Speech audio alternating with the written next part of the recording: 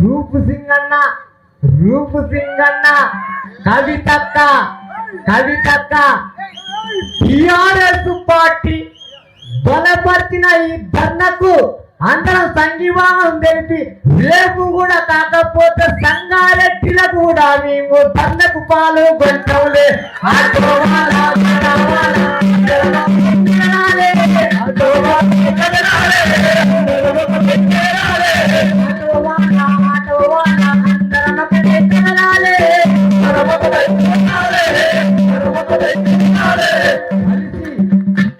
మీ ఫ్లెక్సీలను వేసుకొని మేము ప్రచారకర్తగా ఉండాలన్నా మీ ఫ్లెక్సీలు వేసుకొని రేవంత్ అన్నకు స్వాగతం, రేవంత్ అన్నకు స్వాగతాన్ని పెట్టుకోవాలన్నా మేము అట్లా వేయం. ఇప్పుడు ఎవరు ఫ్లెక్సీలు కూడా పెట్టుకోకూడదు, ఎందుకని పెట్టుకునేది మనం ఎందుకంగా ఫ్లెక్సీలు పెట్టుకొని తిరుగుతాం చూసినావు, అట్లా పెట్టుకోవద్దు. ఇప్పుడు మనకు న్యాయం చేసుకోవడానికే పెట్టుకోవాలి. పొట్టు సంపండు ఏందనే గోళ మనకు అర్థంగా కడతా అలానే లేపుతాం, మనల్ని పండబెడతారు. పండబెట్టేది ఉండు ఆటో వాళ్ళ, ఆటో వాళ్ళ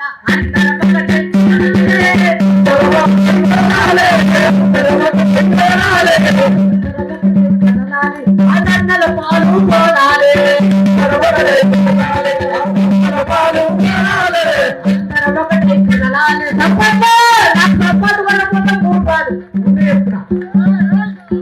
ఆటో వాళ్ళ, ఆటో వాళ్ళ అందరం ఒకటే కనాలి,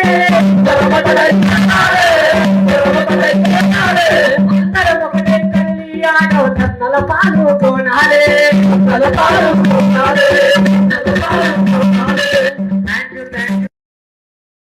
ఆయనకు అప్పుడే అర్థమయ్యే చూసు ఏం లేదు కానీ మనము కట్టుదిట్టం ఉండాలి. ఏదో చీలిపోవద్దు చెప్తున్నా, చీలిపోవద్దు. చీలిపోతే ఒక్కొక్క ఆయన వచ్చి పుల్ల పెడతాడికి వచ్చి అరే చంద ఊరు కదా, అరే ప్రెస్ లో చూసినా అప్పట్లో ఇంత మంచిగా వాడినాడు అని మా అన్నకు ఒకసారి గట్టిగా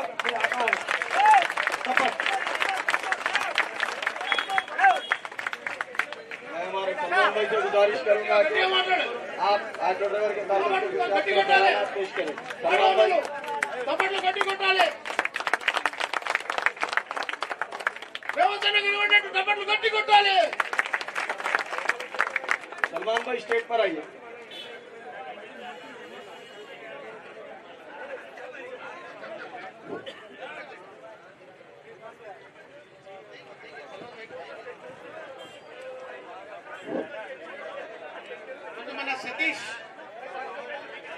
సతీష్ భాయ్ ఎక్కడున్నా తొందరగా వచ్చి మాట్లాడే తర్వాత సల్మాన్ భాయ్. సతీష్ భాయ్ తొందర రావాలి పైకి.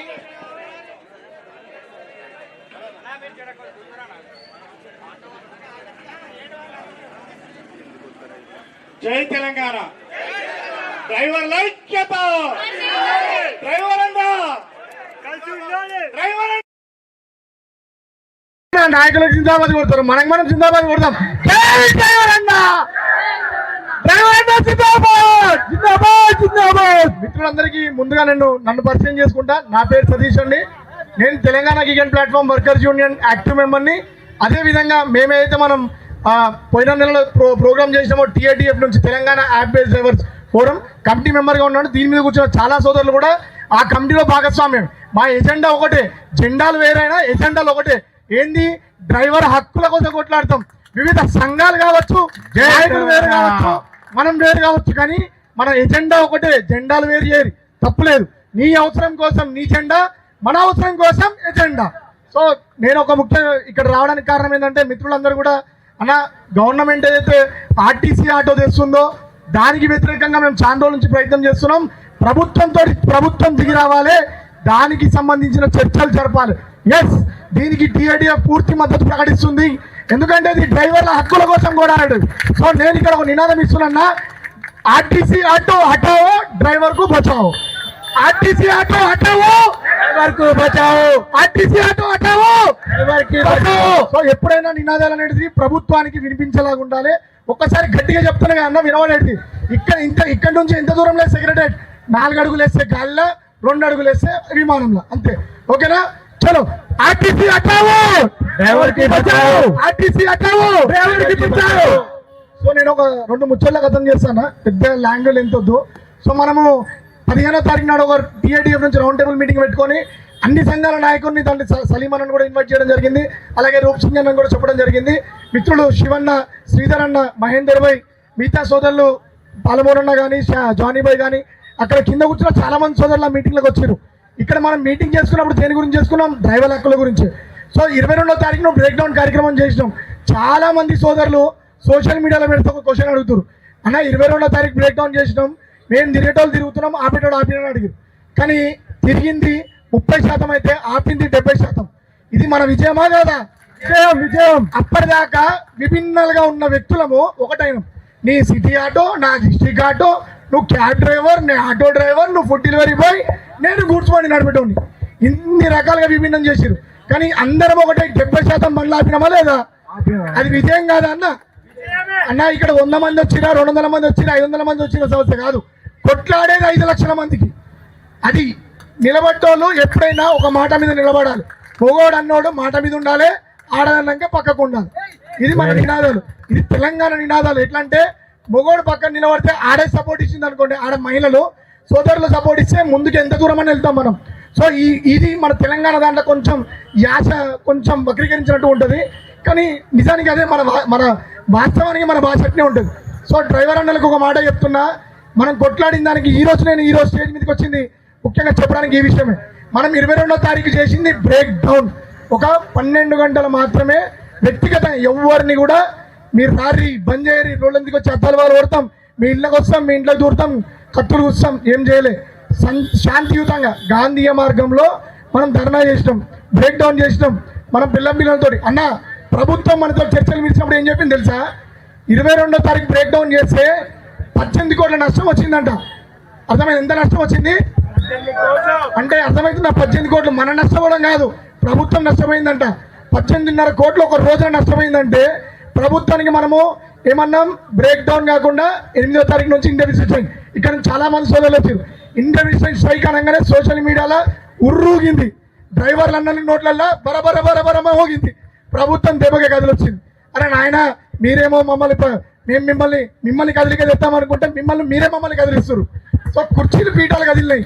అది స్ట్రైక్ చేయకముందుకే నేను చెప్తున్నా, తెలంగాణ చరిత్రలో తెలంగాణ వచ్చి 12.5 సంవత్సరాలు అవుతుంది. 12.5 సంవత్సరాల్లో ప్రభుత్వం ఆన్లైన్ యాప్ ఆధారితంగా పనిచేసిన గురించి చర్చలు జరపడం ఇదే ఫస్ట్ టైం. ఇది మన విజయమా కాదా? విజయమా కాదా? ఇక్కడ శ్రీధరన్న కానీ, శివన్న కానీ, మహేంద్రన్న కానీ ఎంత కష్టపడ్డారో తెలుసా అన్న? అది 7వ తారీఖు ప్రభుత్వం ఉట్టిగా విలువలే. మేము 10 రోజులు మా ఆటోలు ఆపితే ప్రభుత్వం కదిలించింది. మనం అందరం ఒకరోజు ఆటో ఆపితేనే ప్రభుత్వానికి 18.5 కోట్ల నష్టం వచ్చిందంటే మనం అందరం దాని తర్వాత ఇంటర్వ్యూ స్ట్రైక్ అనుకున్నాం, ఆమన్న నిరాహార దీక్ష అనుకున్నాం. దెబ్బగా ప్రభుత్వం గదిలొచ్చి అఫీషియల్ కాల్ చేసింది. ఎట్లయితే ఆర్టీటీ డ్రైవర్లు ఏదైతే బంద్కు పోక ముందుకే పిలిపించిందో, మన ఆటో డ్రైవర్ల సోదరులు, క్యాబ్ డ్రైవర్ సోదరులు ఒకటే ఈ ఉద్యమం చేస్తున్నాం కానీ ప్రభుత్వం కలిసి చర్చలకు పిలిచింది. సో చర్చలకు పిలిచినప్పుడు 3 అంశాలు చెప్పినాం. 30 డిమాండ్లు పెట్టలేన్నా 3 డిమాండ్లు పెట్టినాం. ప్రభుత్వం కూడా నేను చెప్పాలి కాబట్టి ఈరోజు సమయం వచ్చింది కాబట్టి మిత్రులు కొంచెం టైం తీసుకోవచ్చు, కొద్దిగా లేట్ అయినా. కానీ మీరు ఇక్కడ ఉన్న 200 మంది 2000 మంది మధ్యలో పోవచ్చు. ఆ 2000 మంది 2 లక్షల మంది మధ్యకి పోతే అసలు పోవాలి. పేపర్లో చూసింది మేము ధర్నాని నిరాహార దీక్షని పోస్ట్పోన్ చేస్తున్నామని చెప్పినాం. అక్కడ ఏమని చేసారు? ముగింపని వేసారు. సో పత్రిక ప్రకటనలో అన్ని కూడా వాస్తవాలు ఉంటాయని చెప్పాను. కానీ స్వచ్ఛందంగా కార్మికుల హక్కుల కోసమే సంఘాలని పనిచేస్తాయి, దానికి ఎటువంటి అచ్చోయితి లేదు. సో ఈరోజు సలీమన్ ఈరోజు ఇక్కడ కూర్చున్నాడంటే ఏం ఉట్టి కూర్చోలే, శివన్న ఉట్టి కూర్చోలే. 2000 రూపాయలు నష్టపోయారు వాళ్ళు.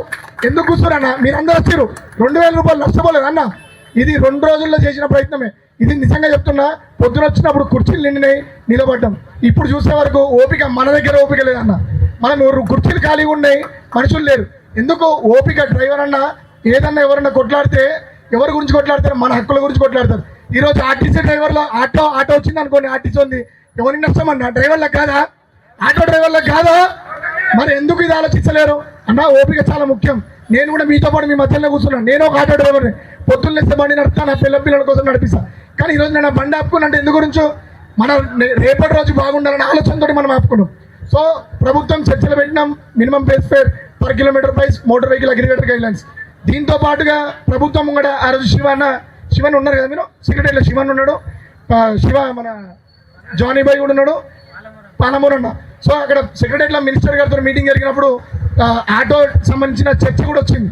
ఏదైతే ఎలక్ట్రిక్ ఆటోకి సంబంధించిన చర్చ కూడా వచ్చింది. సో చర్చ వచ్చినప్పుడు ప్రభుత్వం స్పందించలేదు. సో ఇప్పుడు అందరికి రిక్వెస్ట్ చేస్తున్నా, ఆ రోజు మనం చేసిన స్ట్రైక్ ప్రభుత్వానికి కదిలిస్తే ఈ రోజు చేసే స్ట్రైక్ సెక్రటరీని కదిలియాలి. ఏం చేయాలి? ఇది మీరు ఒకటి గుర్తుపెట్టుకోండి, అది పసుపు రంగా, ఎరుపు రంగా, నల్ల రంగా, తెల్ల రంగా కాదు.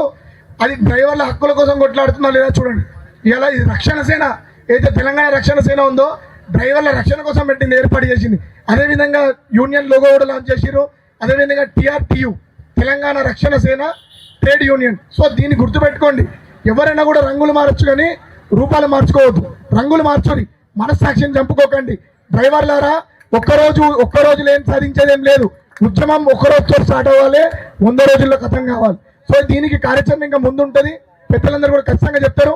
మా వంతు TATF కానీ, Telangana app based driver forum కానీ, TGPW సంపూర్ణ మద్దతు ఇస్తుంది. ఇది ఎందుకంటే ఏ యూనియన్ చేసినా కూడా వర్కర్ల హక్కుల కోసం కొట్లాడుతుంది. కాబట్టి దీనికి ఎటువంటి అండదండలు కావాలన్నా, సహకారం కావాలన్నా ఖచ్చితంగా ప్రభుత్వం చర్చలు జరిపేదాకా ఈ ఉద్యమాన్ని ఎవరు ఆపొద్దు. ఆపాలని ఆలోచిస్తే వాళ్ళని బొంద పెడదాం. ఏం చేద్దాం? బొంద పెడదాం. ఉద్యమాన్ని ఆపుతామని చూసి ఏం చేద్దాం? బొంద పెడదాం. డ్రైవర్ లైక్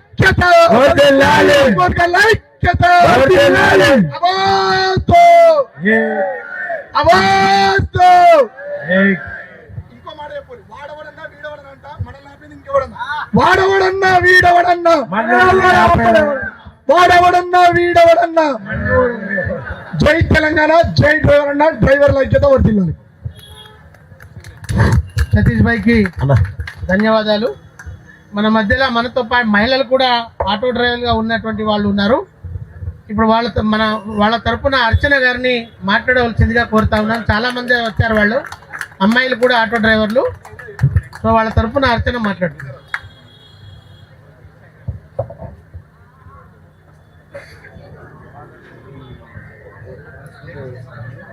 చూడండి అన్నలారా, మనమే డ్రైవర్ల అంటే లేడీ డ్రైవర్ కూడా వచ్చింది. థ్యాంక్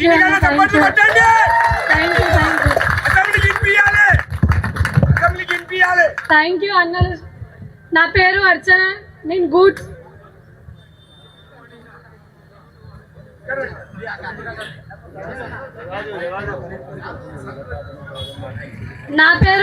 నేను ఒక గూడ్స్ వెహికల్ డ్రైవర్ని. ఆటోలు వాళ్ళు చాలా కష్టాలు పడుతున్నారు కాబట్టి నేను గూడ్స్ వెహికల్ డ్రైవర్ని.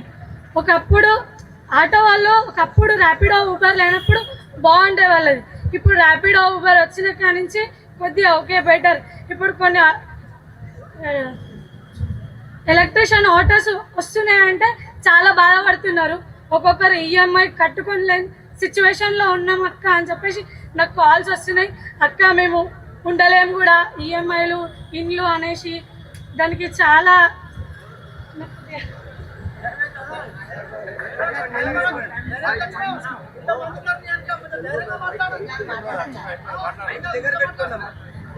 చాలా మంది అన్న వాళ్ళు అయితే ఎలక్ట్రిషియన్ ఆటోలు వస్తున్నాయని చెప్పేసి చాలా మంది బాధపడుతున్నారు.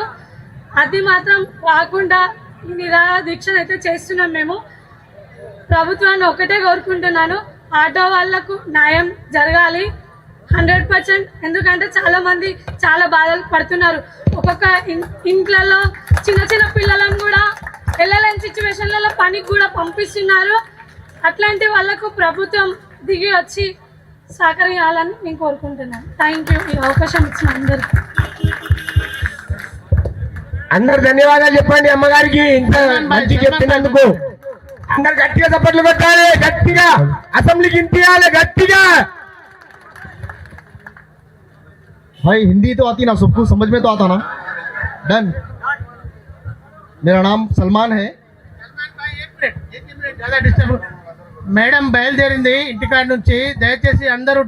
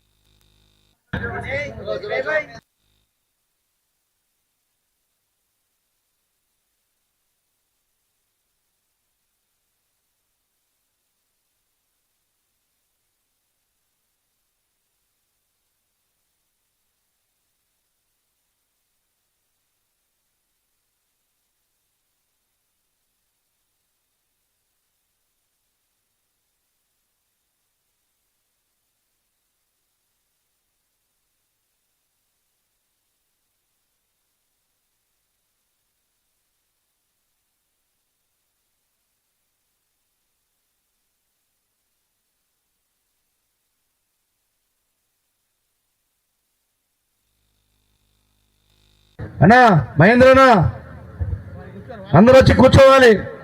అక్కగారు బయలుదేరారు, 10 నిమిషాలలో ఇక్కడ టెంట్ వద్దకు వస్తారు. టెంట్ వెనకాల ఉన్న వాళ్ళు, చుట్టుపక్కల ఉన్న వాళ్ళందరూ కూడా వచ్చి కుర్చీలలో కూర్చోవలసిందిగా విజ్ఞప్తి చేస్తా ఉన్నాం.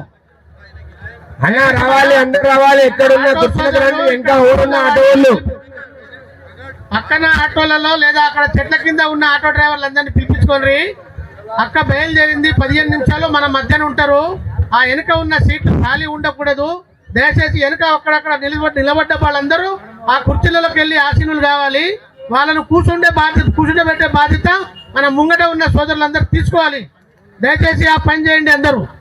సల్మాన్ భయ్య అన్నా చాయ్ కాడ తాగిన వాళ్ళు, తినే వాళ్ళు ఎవరైనా ఉంటే ఇక్కడ రావాలన్నా. भाई मेरा नाम सलमान है. पहले तो मैं थैंक यू बोलता हूँ हमारे रूप सिंह साहब को, हमारे सलीम साहब को, नज़ीर साहब को, हमारे गनी भाई जो भी स्टेज पे मौका दिया बात करने के वास्ते. आप लोगों के सामने सब जने सब बातें बोल दी है. मेरी भी बात वही है कि आरटीसी इलेक्ट्रिक ऑटो नियाने देने के वास्ते हम लोग यहाँ पे जमा है.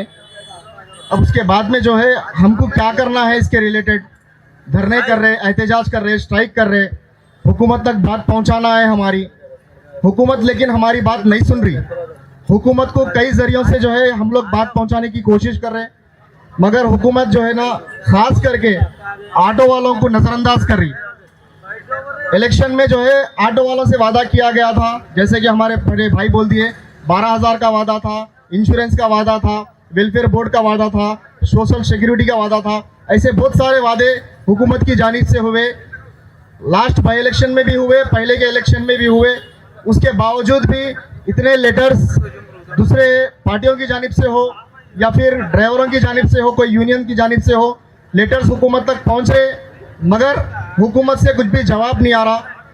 हुकूमत ड्राइवर की बात नहीं सुन रही. परसों रिसेंटली जो है DGPW की तरफ से जो है, भाई तमाम से गुजारिश है जो भी खड़े हुए हैं ज़रा कुर्सियों पे आगे बैठ जाइए. तमाम भाई जितने भी पार्किंग में ऑटो लगाकर बैठे हुए टेंट में आ जाइए. 5 से 10 मिनट में मैडम आपके सामने मौजूद रहेंगे. मैडम आ चुके हैं खरीद में सिग्नल पे. बी रेडी, प्लीज कॉपरेट करिए. आज के अंदर आइए. आज यहाँ जमा होने का मकसद इलेक्ट्रिक ऑटो को रुकाना ही नहीं है, बल्कि हमारे जो भी मुद्दे हैं जो हुकूमत वादा करी थी उसके ऊपर भी अमल होना है. ये भी चीज़ हमको हुकूमत तक लेके जाना है. जब भी जो है पोन्नम प्रभाकर रेड्डी जो ट्रांसपोर्ट मिनिस्टर साहब है उन तक जो है लेके जाके हम मुद्दे रख रहे, तो उनका एक ही सवाल रह रहा, अरे भाई हमारी तो नई हुकूमत है ना, हम तो अब भी आए, करेंगे काम. मैं ये स्टेज के ज़रिए से पोन्नम प्रभाकर रेड्डी साहब को जवाब दे रहा हूँ. आपका सवाल है कि भाई हमारी यही हुकूमत है. पोन्नम प्रभाकर साहब, सॉरी रेड्डी बोला, पोन्नम प्रभाकर साहब, आपको इस स्टेज पे से मैं जवाब दे रहा हूँ. आप बोल रहे हैं कि हमारी नई हुकूमत है. हुकूमत आके 3 साल हो गया साहब, 9 महीने में बच्चा पैदा हो जाता. आप हुकूमत की बात कर रहे हैं. 3 साल हो गए आपकी हुकूमत आके. रेवंत रेड्डी साहब जो है कहीं पर भी जा रहे हैं स्टेज पे एक ही बात बोल रहे हैं कि हमारे खजाने में जो है पैसा नहीं है, हमारे पास बजट नहीं है. अरे भाई आप बड़े बड़े चीज़ों में जो है कंट्रीब्यूट कर रहे, करोड़ों रुपए लगा दे रहे, लेकिन ऑटो वालों की जब बात आ रही तो खजाना खाली है. आप नहीं होना कांग्रेस नहीं होना. आप दिल्ली जाके बोल रहे कि अरे वहाँ गए तो जो है ना, अरे तेलंगाना से आ गए भाई, हमारे चप्पल उठा के चले जाते कि हम क्या करते कि, बल्कि डर रहे लोग. बोल रहे अरे साहब मैं जो है ना शर्ट पैंट पे हूँ, कैसा है मेरा शर्ट पैंट, अच्छा है ना भाई, लेकिन मेरे अंदर बनीन फट्टी है वो मेरे को मालूम है. आप जाके जो है ना तेलंगाना की बात दिल्ली में क्यों कर रहे हो वो सब. साहब मेरी बनीन फट्टी है, मेरी चड्डी फट्टी है, मेरे को ऐसा. अरे साहब आपको यहाँ जो काम कर रहा है वो काम करिए. आप बेवजह के जो है ना पूरे तेलंगाना की इज्जत निकाल दे रहे बाहर जाके. तो हमारा बोलने का मशवरा बस यही है, DGPW की तरफ से जो रिसेंटली इंडेफिनिट स्ट्राइक करा था, हुकूमत जो है ना सामने आई, आके हमारे सामने बातें रखी उन 3 मुद्दों पे. उसके लिए 10 दिन का टाइम लिया गया. 10 दिन के बाद में जो है ना हुकूमत जवाब देने वाली है. तो इंशाल्लाह उसके बावजूद भी ये तीन मुद्दे जो है अगर हो जाएंगे तो भी हमको काम करना है. ये 3 मुद्दों में इलेक्ट्रिक नहीं है, 3 मुद्दों में जो है वेलफेयर बोर्ड का मसला नहीं है, 3 मुद्दों में जो है अदर स्टेट के व्हीकल्स का मसला है, व्हाइट प्लेट बैन का मसला है, दूसरे मसले हैं. तो ऑटो वालों के मसले और बहुत कुछ है, जैसे कि 2 BHK है, 12,000 का है. भाई हम ऑटो चला रहे, अब हम ही ऑटो चलाना, इसके बाद में जो है हमारे बच्चे अच्छा पढ़ लिख के आगे बढ़ना, ये हमारी सोच है। सही है भाई कोई भी ऑटो वाला अपना बच्चा ऑटो वाला बनना सोचता क्या? नहीं सोचता ना। लेकिन अब जो ऑटो वाला है ये फिकर लेके ऑटो घर से नहीं कर रहा,